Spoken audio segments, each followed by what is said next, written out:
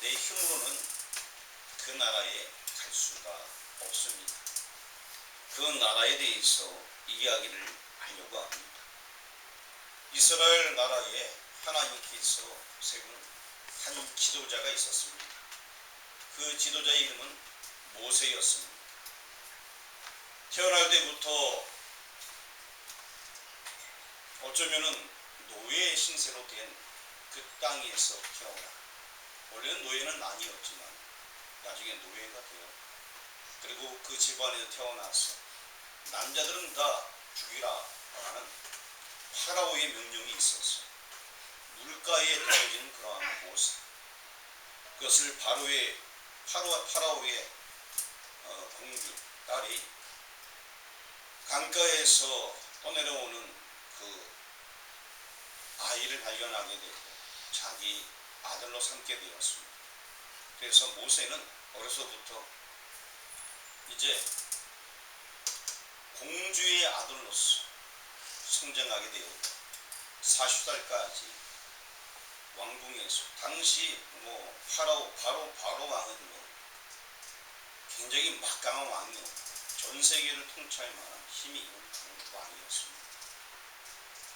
그리고 그 위에 하나밖에 없는 딸, 그 딸이 이제 모세를 자기 아들로 삼음으로 말미암아서 왕자로 성장해 가게 되었던 것입니다.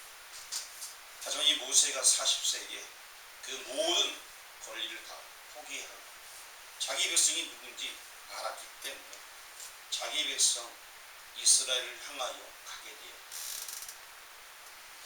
결론적으로 나중에 이제 80세가 되어서 하나님의 부름 받아서 40세에는 도망같이 나갔습니다만 나중에 80세가 되어서 자기 백성을 이끌고 10가지 재앙을 통하여서 하나님이 살아계심을 보이고, 특별히 마지막 재앙 유월절을 통하여서 이제 이스라엘 백성들을 애굽 땅에서, 지금 말한 이집트에서 구원해내게 되었습니다.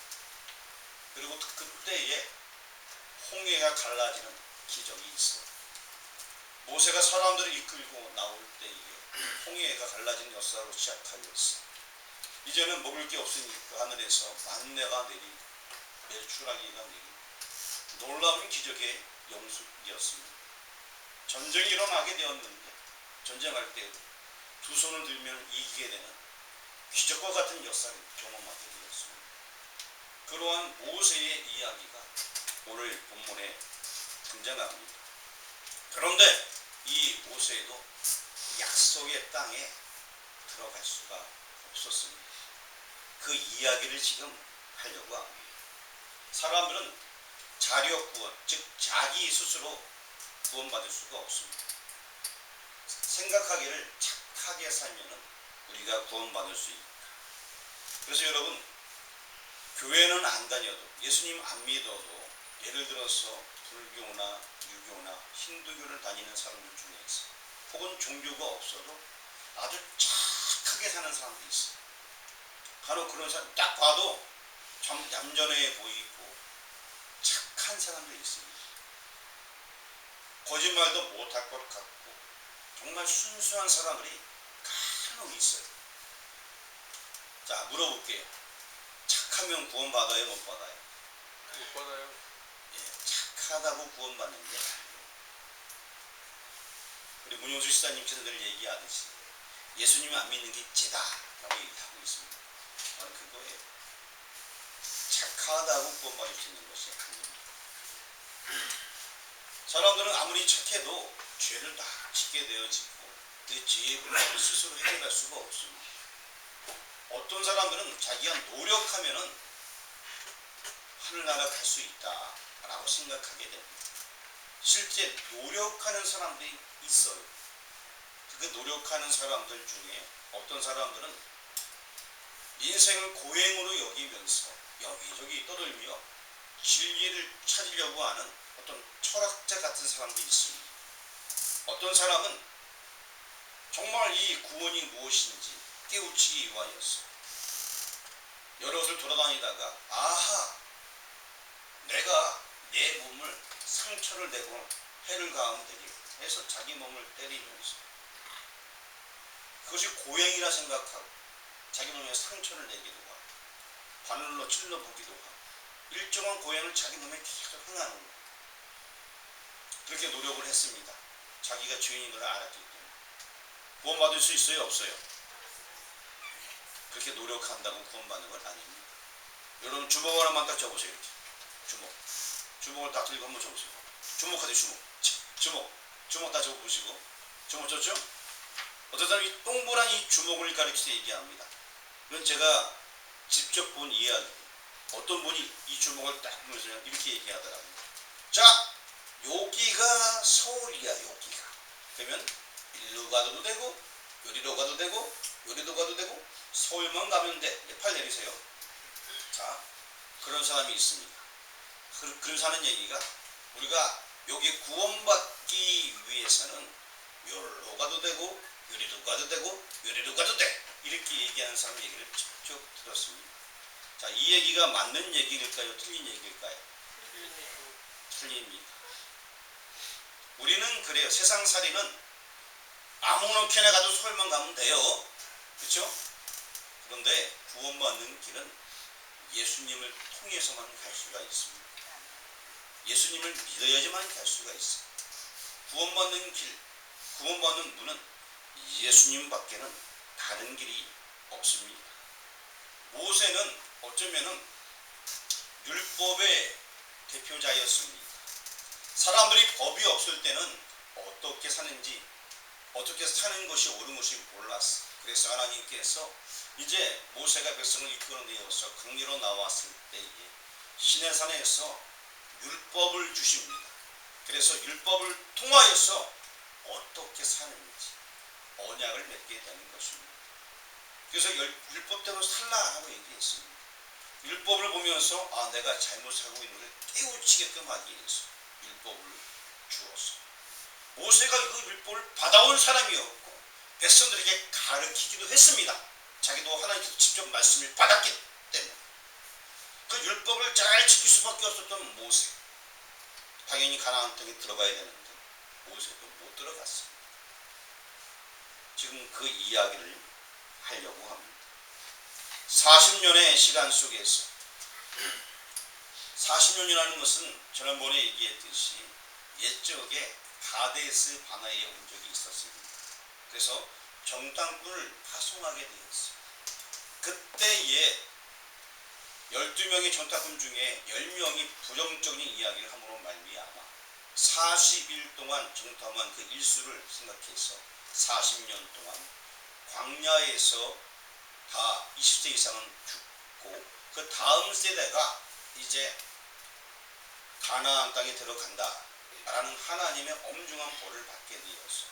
그동안 40년 동안 많은 사람이 죽게 되어 이제 40년째 되는 그 첫 달이 되었습니다. 우리 성경 말씀 1절 말씀 오늘 20장 1절 읽어보겠습니다.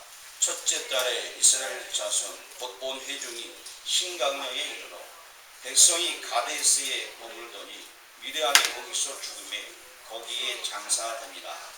자, 이 40년이 되었을 때 40년이 다 되었습니다. 그때 첫째 달입니다. 그때 이제 미리암이 죽게 되었어요. 자, 미리암은 모세보다 나이가 적어도 한 5살 정도는 많은 것 같아요.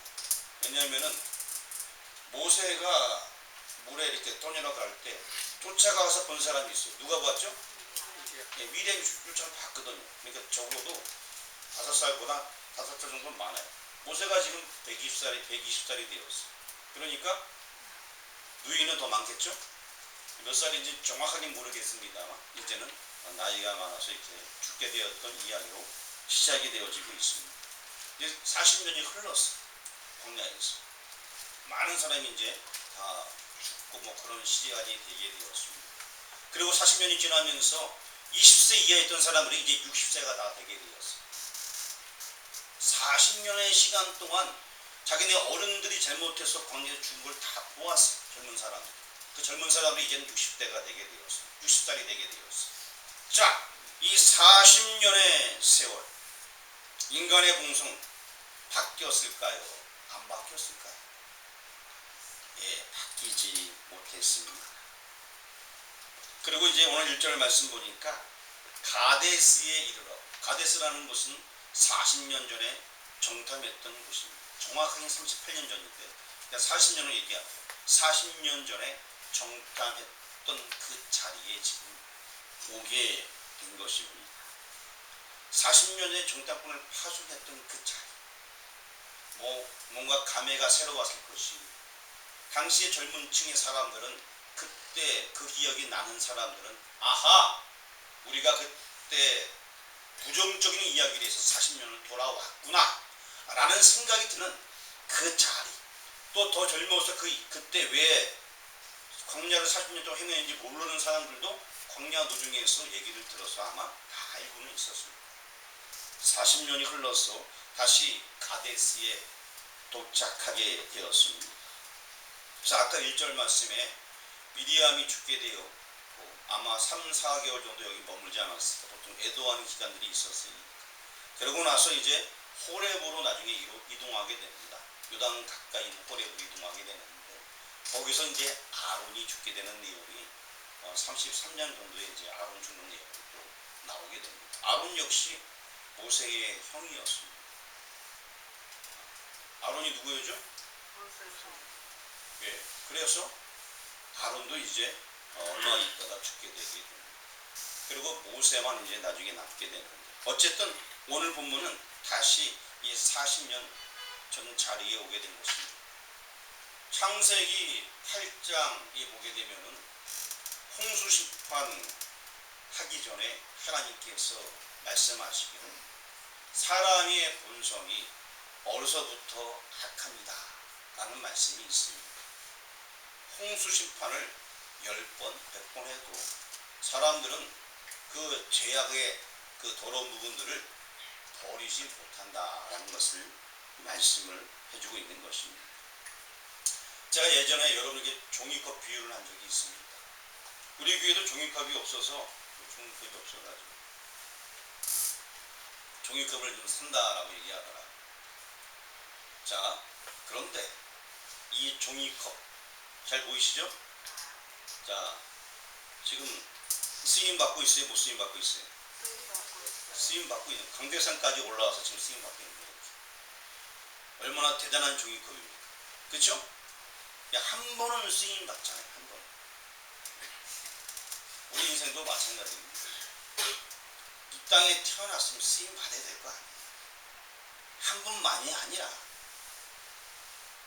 내 인생 다 할 때까지 쓰임 받으면 얼마나 좋습니까? 하다못해 종이컵도 이렇게 쓰임 받기 위해서 태어나게 되고 우리가 주문하는데, 사람으로 태어나서 하나님께 쓰임 받지 못한다면은 얼마나 억울한 인생입니다. 여스람한테 우리 말씀 나눠주세요. 우리 하나님께 쓰임 받으시다. 시작. 하나님께 쓰임 받으시다. 아, 좋아요. 그 용어가 돌리네. 쓰임 받는 인간 됩시다. 여스람한테 인사해주세요. 시작. 쓰임 받는 인간 됩시다. 얘기 들은 사람은 네라고 대답해 주세요. 다시 한번 하겠습니다. 시작. 하나님께 쓰임 받는 인간 됩시다. 좋습니다.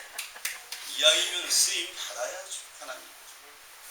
종이컵도 한 번 쓰임 받는 거죠. 이왕이면 하나님께 자주 쓰임 받으면 얼마나 좋습니까? 저는 항상 이런 생각을 가져요. 우리가 주의 종 이런 얘기를 하잖아요. 종이다. 그래서 우리나라 말로 바꾸면 나는 하나님의 모습이다 라는 생각을 가졌어요. 하나님의 일을 하면 정말 모습 같은 일, 그 일도 내가 기뻐함으로 해야겠다, 이런 마음을 가지고 있어요. 하나님의 모습입니다. 우리가 주의 종 하면 거룩한 것은 막 생각하잖아요. 거룩한 게 아니고요, 그냥 모습이에요. 모습. 주님의 모습. 여러분의 모습이 아니고 주님의 모습이에요. 주께서 원하신다면 그 일이 어떤 일이든가 예, 모습 여기 있습니다. 저 써주세요. 그리고 그 일을 하는 거예요. 그러니까 모습이 그 일을 한다고 해서 드러나게 할 필요도 없는 거죠. 당연한 거예요. 모습이 어떤 일을 한다고 해서 자랑할 것도 없는 거죠. 모습은 그냥 주님 앞에 쓰임 받으면 내 종이컵이 한 번, 뭐 최소한 한 번, 뭐 두 번, 세 번 쓰임 받듯이 인생 살아가면서 하나님 앞에 쓰임 받는 것보다 더 기쁜 일이 어디 있겠습니까? 묵묵히 주인 시키는 거 하면 되는 거예요. 이 모습은요, 일을 잘했어도 주인 칭찬 안 해도 돼요. 그렇죠? 일일이 칭찬 안 하잖아요. 모습이 아무리 큰일 했어도.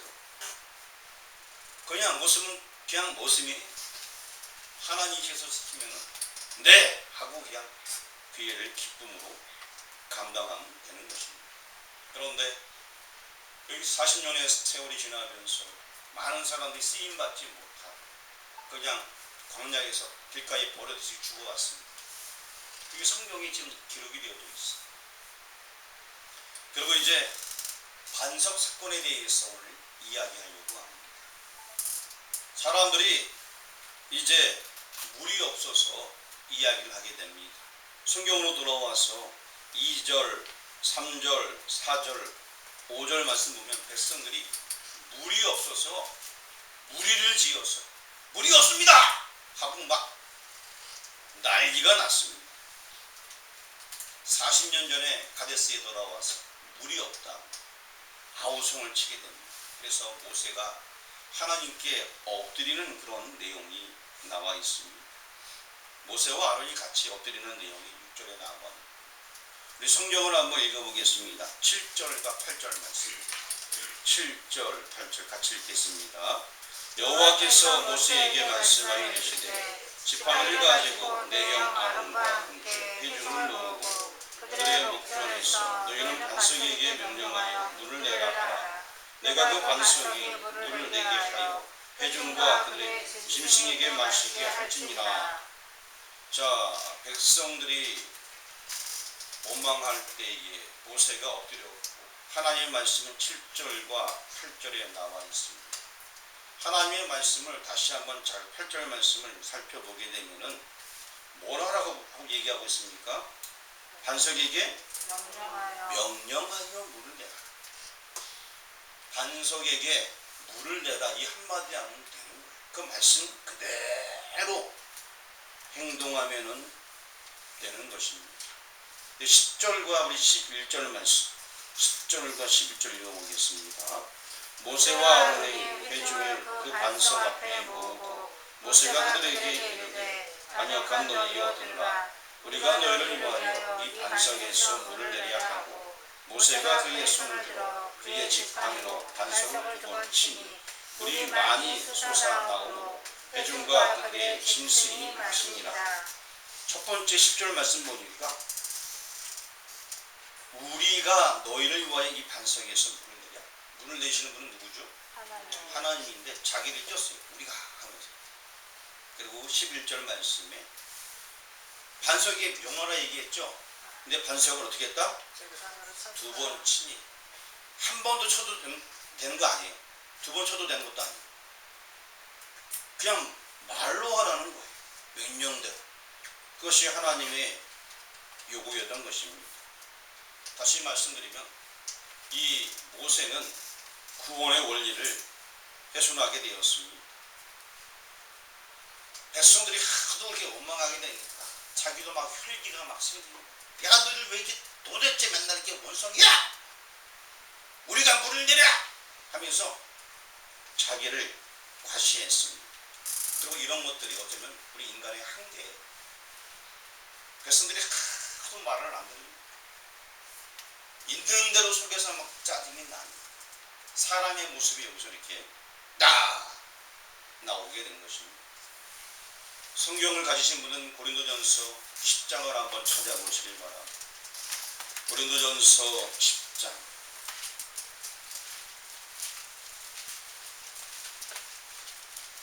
찾았으면은 고린도전서 10장에 4절 말씀이 있습니다. 신약성경 페이지는 274페이지 정도에 있습니다. 사절하지 마시고 4절 말씀을 천천히 다 같이 공독하겠습니다.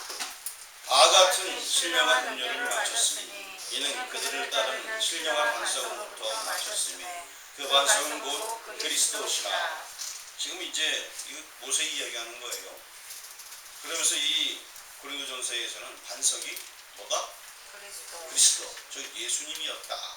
그 얘기를 지금 해주고 있는 것입니다.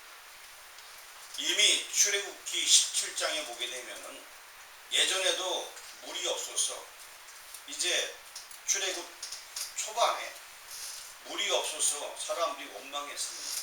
그때에도 하나님께서 모세에게 반석을 치라! 그러면 물이 나겠다라는 말씀을 하셨어요. 그래서 실제 반석을 쳤더니 물이 나왔어요.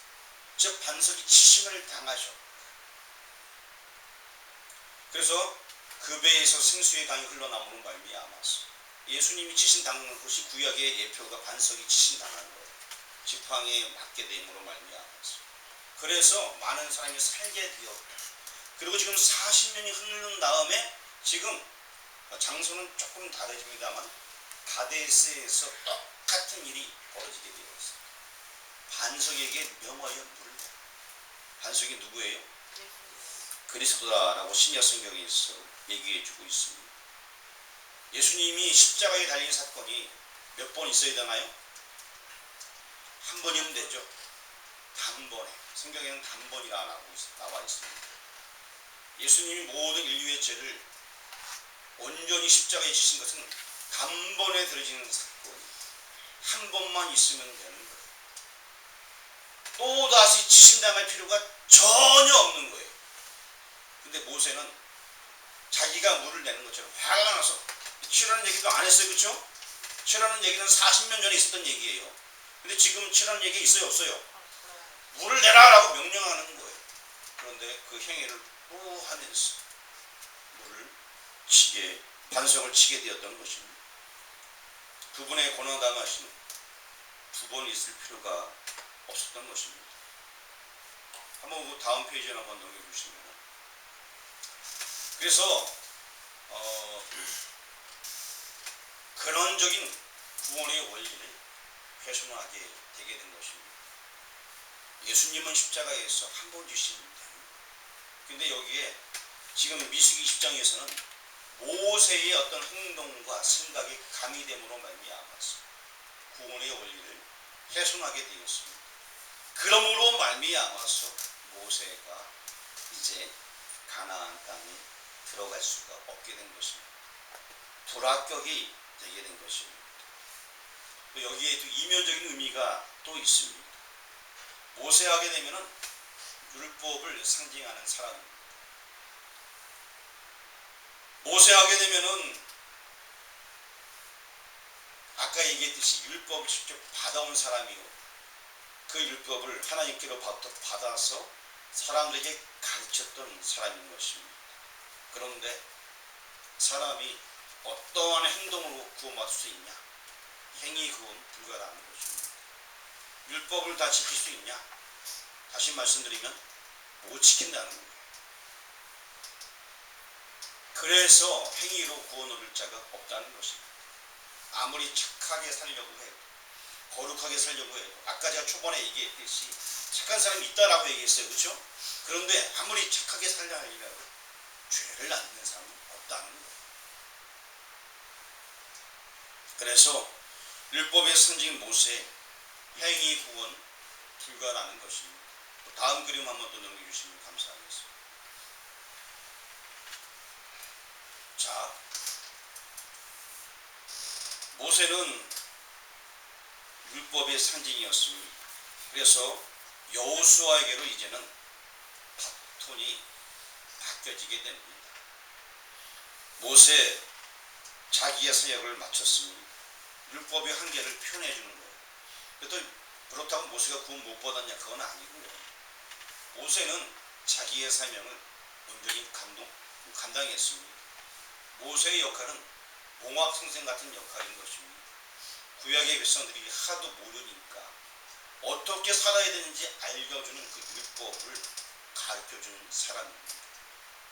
그래서 어린 아이에게 선생님이 가르치는 그 선생님을 이제 몽합성생이라고 얘기하는데, 율법은 그 역할을 한 거예요. 이스라엘 백성들이 너무나 모르기 때문에 가장 기초적인 것을 가르쳐주게 돼요.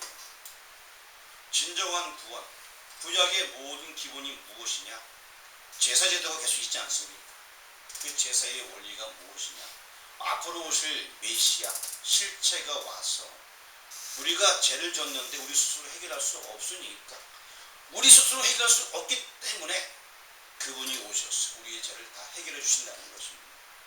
아담이 선악과를 따먹었을 때 그들이 남은 입으로 자기의 몸을 가리었는데 불완전했습니다.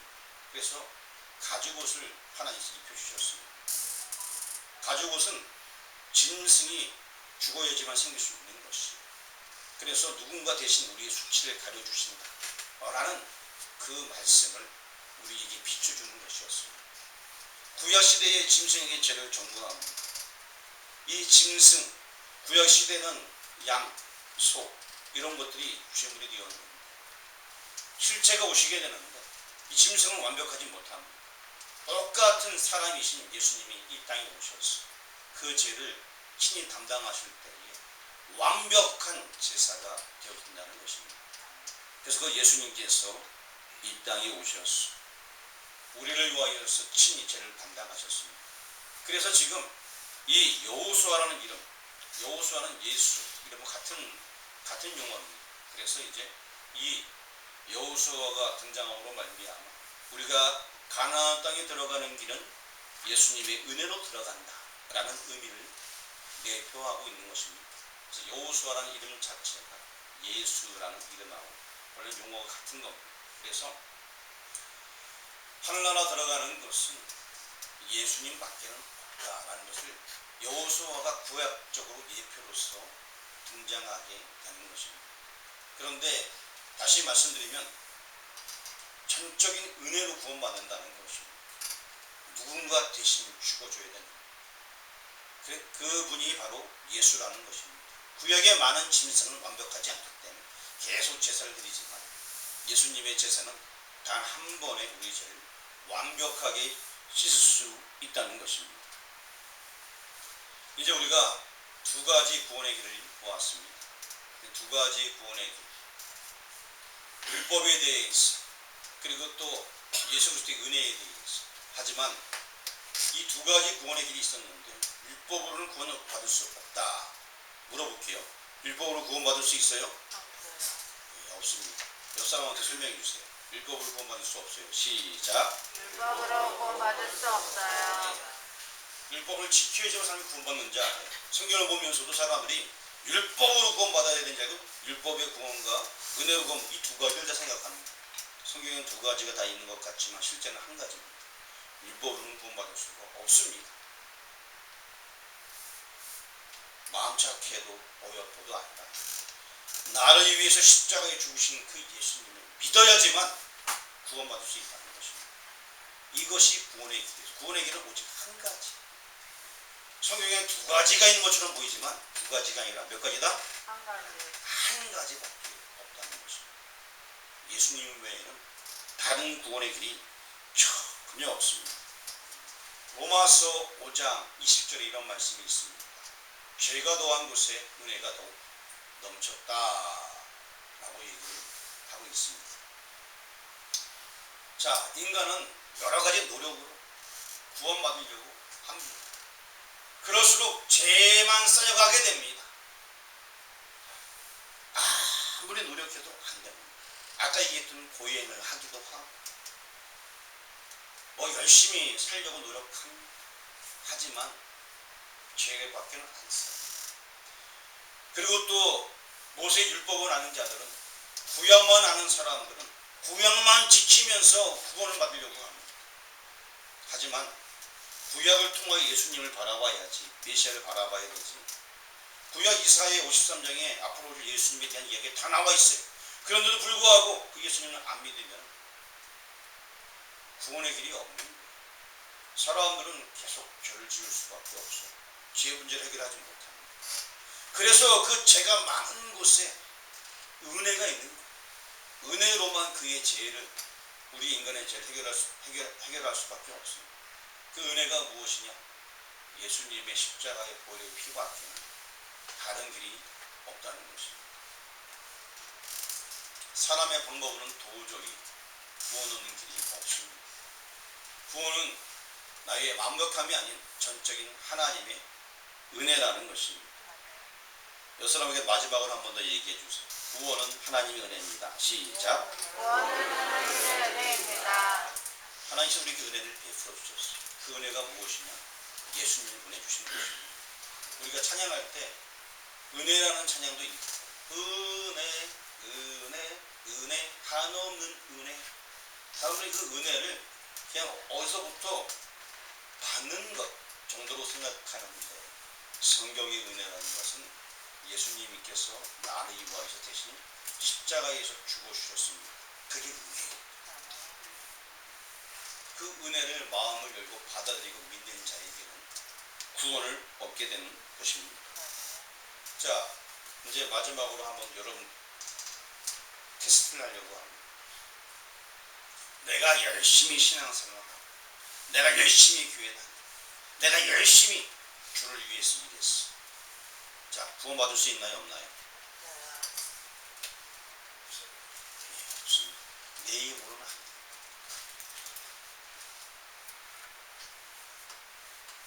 내가 열심히 했다고 하는 사람 많아요. 가끔 만나면은 내가 말이야 교회를 24개를 세워 내가 말이야 교회에 이걸 했고 내가 이것도 하고 저것도 하고 내가 수백을 들여서 이걸 했어. 자, 많이 해도 구원 받아요? 못 받아요? 못 받습니다. 내 힘으로 되는 게 아닙니다.